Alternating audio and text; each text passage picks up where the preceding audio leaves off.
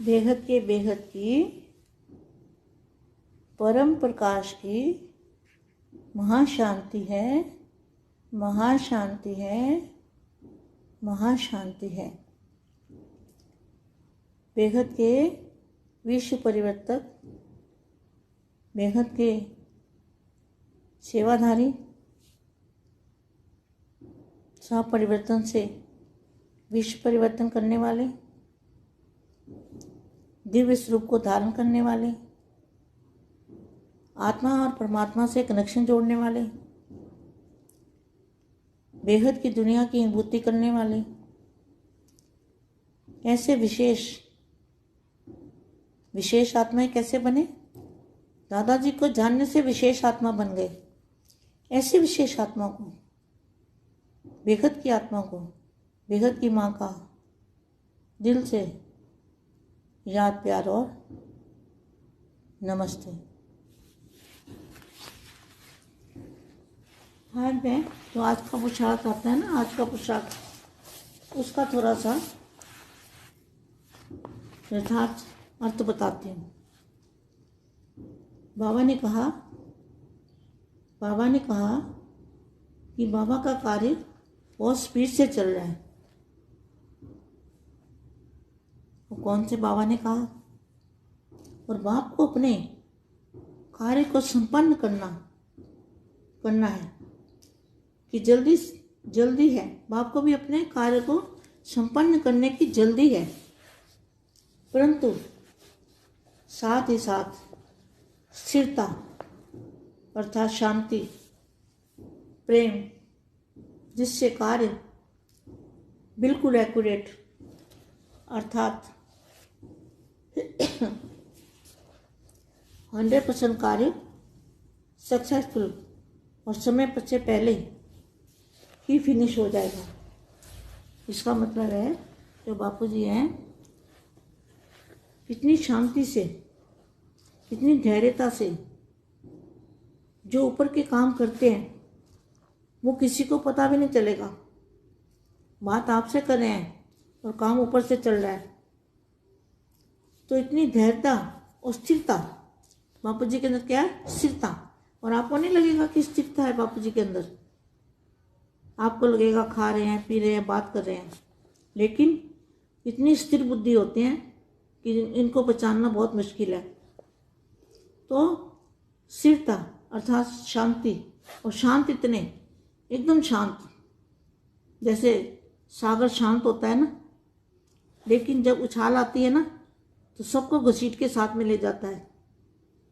तो इसी तरह से बापूजी बेहद की शांति में रहते हैं और प्रेम, और जिससे कार्य बिल्कुल एक्यूरेट अर्थात 100% सक्सेसफुल और समय से पहले ही फिनिश हो जाएगा।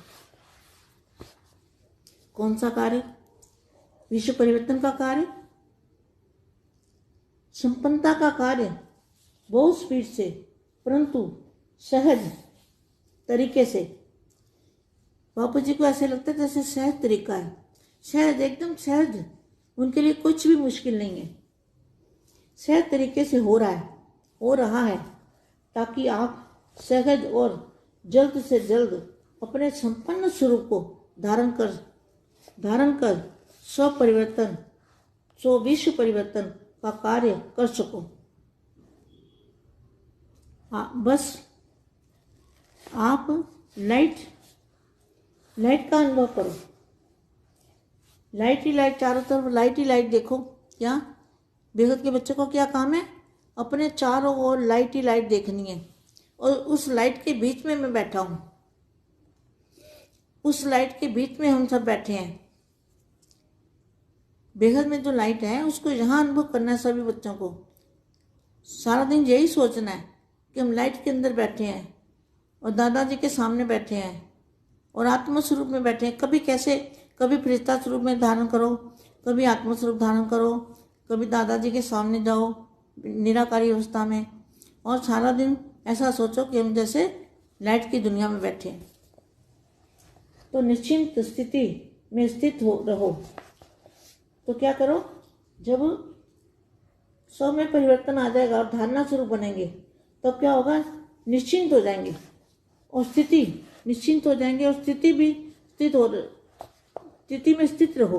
अब तो कार्य हुआ ही पड़ा है, बस आप लाइट का अनुभव करते रहो और आपको कुछ भी नहीं करना। देखो कितना क्लियर बोला है, आपको कुछ भी नहीं करना, सिर्फ लाइट का अनुभव करते रहो। आप बच्चे हो परिवर्तन करता, तो बाप सबसे पहले आप बच्चों का ही परिवर्तन का कार्य करता है। सबसे पहले किसका परिवर्तन होगा, बेहद के बच्चों का, जिससे आपका प्रभाव प्रकृति पर पड़ना शुरू हो जाता है।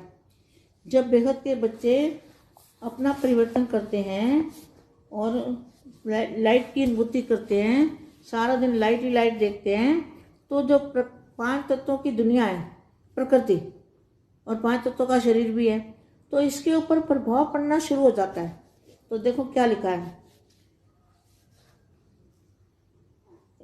आप बच्चे हो परिवर्तन करता, तो बाप सबसे पहले आप बच्चों का परिवर्तन का कार्य करता है, जिससे आपका प्रभाव प्रकृति पर पड़ना शुरू हो जाता है।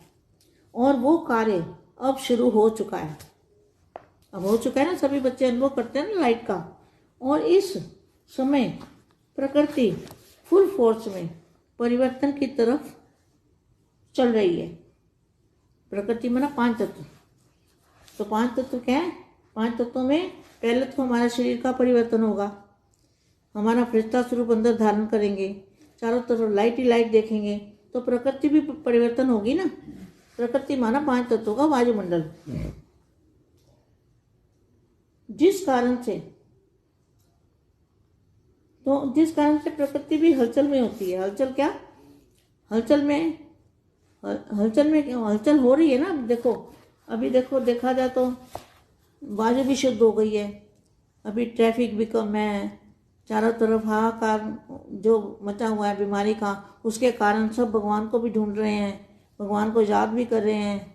और पानी भी शुद्ध हो गया है, पानी में भी गंदगी कम हो गई है, सागर में भी गंदगी कम हो गई। जहाँ गंदी सारी नदियाँ बहती थी वो भी सब साफ हो गई है, क्योंकि वहाँ कोई कूड़ा डालने वाला जाता ही नहीं, सभी को अपना अपना चिंता लगी हुई है। तो ये प्रकृति जो है वो भी सफाई की तरफ हो गई, चल पड़ी है। तो प्रकृति पर प्रभाव पड़ना शुरू हो गया है।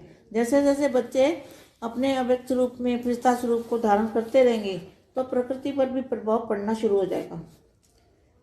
अच्छा, अब आगे क्या लिखा है, और आप भी इस प्रकृति अर्थात 5 तत्वों से बना ये तन के बीच में रहते हो।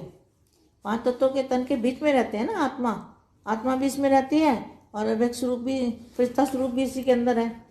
तो जिस कारण थोड़ा बहुत उसका प्रभाव आप पर भी पड़ जाता है।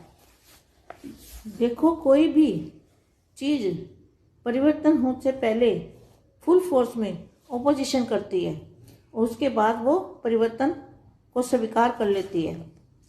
आप निश्चय रखो, जिस भी कार्य की अभी जरूरत है, आप निश्चय रखो, जिस भी कार्य की जरूरत है वो हो रहा है, और जिस कार्य की कोई वैल्यू नहीं, उसे ठीक करने का कोई फायदा नहीं।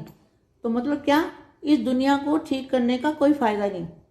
ये दुनिया जो है जैसी चल दी ऐसी चलने दो, इसको ठीक करने का कोई फायदा नहीं है। तो ये लिखा है यहाँ पे, जिस कार्य का कोई वैल्यू नहीं है, इसकी अब 5 तत्वों की कोई वैल्यू, 0 वैल्यू हो गई है, इसकी कोई वैल्यू नहीं है, ये तो परिवर्तन होने वाले हैं, तो इसकी कोई वैल्यू नहीं है, तो इसे ठीक करने का कोई फायदा ही नहीं है। क्योंकि आप बच्चों के परिवर्तन के बाद, आप बच्चों के तन के परिवर्तन, क्या लिखा है आज के प्रचार में, क्या था, आप बच्चों के तन के परिवर्तन के बाद सब कुछ परिवर्तन हो जाएगा। देखो तन का परिवर्तन, 5 तत्वों का जो तन है इसका परिवर्तन होगा, फरिश्ता स्वरूप में परिवर्तन हो जाएगा। तो आपको मैंने कल भी बताया था कि एक भी फरिश्ता स्वरूप है, उसके अंदर इतनी चुंबकीय शक्ति होगी, इतनी पावर होगी कि वो सारी दुनिया को बदल देगा। बस नीचे रखो। बच्चे, बाप को आपसे भी ज़्यादा जल्दी है। बस महसूस करो कि एक पावरफुल लाइट की धारा मुझ पर आ रही है और मेरे थ्रू मेरे तन की सफाई हो रही है। सफाई माना परिवर्तन हो रहा है, तन बदल रहा है। देखो ये भी लिखा है, तन बदल रहा है। देखो, जो डिफ़िकल्ट कार्य था वो बाप ने कर दिया। तो डिफ़िकल्ट कार्य क्या था? बच्चों को ज्ञान समझाना था और बच्चों को बेहद की दुनिया की अनुभूति करानी थी। तो डिफ़िकल्ट काम तो था ना, जिस बात को कोई सोच नहीं सकता, जिस ज्ञान को कोई सोच नहीं सकता, जो परम ज्ञान ना लिखा गया किताबों में है, भगवान पढ़ाते हैं हमको। तो वो बहुत डिफ़िकल्ट काम था। डिफ़िकल्ट काम क्या था? बच्चों के दिमाग के अंदर बिठाना, उस ज्ञान की अनुभूति कराना, वो बहुत डिफ़िकल्ट काम था। वो काम तो बापू जी ने कर दिया, ठीक है। और क्या किया? जो शक्तियों का आगे पर्दा पड़ा हुआ था, आंखों पे पर्दा पड़ा था ना, कि शक्ति कहाँ पर है, शक्ति हमारा सोर्स कहाँ है, हमें पावर कहाँ से मिलनी है, कहाँ से पावर आती है। वो तो बापू जी ने पर्दा खोल दिया ना कि यहाँ से पावर आपको मिलेगी। बेहद के दादाजी के जो पावर हाउस है, लाइट हाउस है, उनके बापूजी के मस्तक में से पावर जो आ रही है, वो दिव्य पावर, आत्मा और परमात्मा का कनेक्शन जोड़ने से पावर बच्चों में आ जाएगी। और क्या लिखा है? डिफ़िकल्ट कार्य था वो बाप ने कर दिया। अब तो थोड़ा सा सफाई का काम कहो, परिवर्तन का काम कहो, कार्य है वह लाइट सेम ही कर देगी। क्या? देखो कितना अच्छा लिखा है। जो थोड़ा सा काम बचा है परिवर्तन का, वो जो लाइट निकलेगी सभी बच्चों की, जो लाइट आएगी, तो सेम ही परिवर्तन हो जाएगा। अब यह कार्य हुआ ही पड़ा है, अब सारा कार्य ऑटोमेटिकली हो जाएगा, क्योंकि प्रोसेस बहुत स्पीड से चल रहा है। बाबा तो आप बच्चों की मोहब्बत में समा आपको पढ़ाई पढ़ा रहा है। अभी भी पढ़ाई पढ़ाते हैं बापू जी, कुछ ना कुछ देते रहते हैं ताकि आप खुश रहो। किस लिए पढ़ाते हैं? ताकि बच्चे खुश रहें, अन्यथा कार्य तो होना ही है। और जिम्मेवार बाप है। बेगत की परम प्रकाश वाली दिव्य शांति, परम महाशांति महाशांति महाशांति है। बेगत के परम प्रकाश की महाशांति है।